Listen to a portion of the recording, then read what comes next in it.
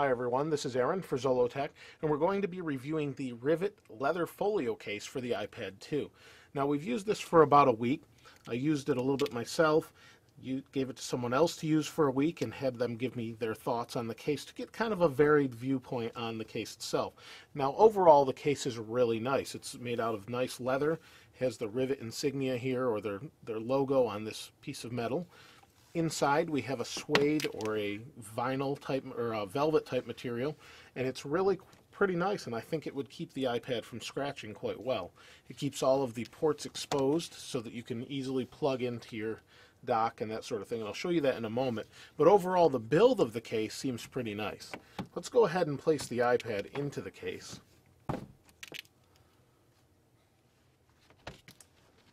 So we'll place the iPad into the case and we'll snug it down, and it latches over the edge. And it seems to hold it pretty well, or at least it appears to hold it pretty well. Let's go ahead and close the top here.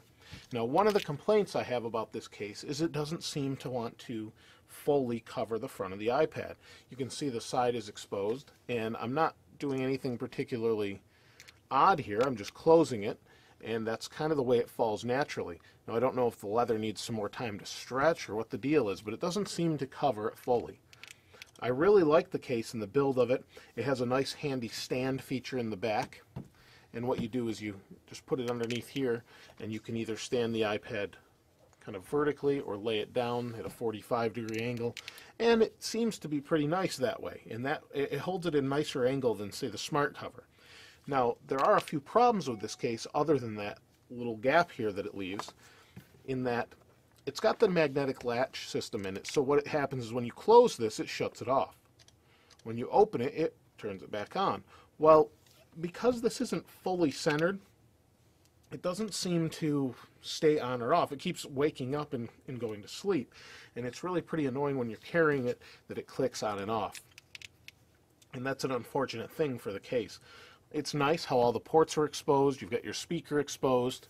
On the side you have your volume, and you can hear that kicking on and off.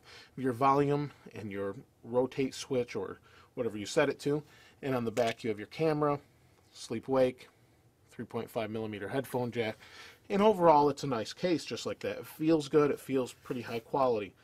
Now the worst thing that happened is we picked this up and the iPad fell straight out of it.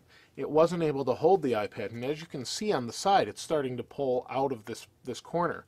And the person pulled it on, had no skin on the back, nothing, just a naked iPad 2, picked it up, it fell right out. And so because of that, I'm not sure that this is a bad case that they sent me or what, but I thought I would share that just because, you know, that's what this is supposed to do, is protect, and it does have some shock protection and that sort of thing because there is some thickness to it, but as you can hear, it keeps kicking on and off, and the iPad actually fell out of the case, and it just does not seem to fit the way it should. This is just one of those cases that I really want to like, but I just can't because of the things that have happened. The iPad fell out, it won't stay shut, and you just have this little lip here, and it's really annoying. And I really like the case, but not a whole lot I can do other than what it is. It is what it is. So if any of you have used this, had similar experiences, or maybe thought about this case or know somebody that has it or have any thoughts whatsoever, just please place them in the comments below. And as always, thanks for watching. This is Aaron. We'll see you next time.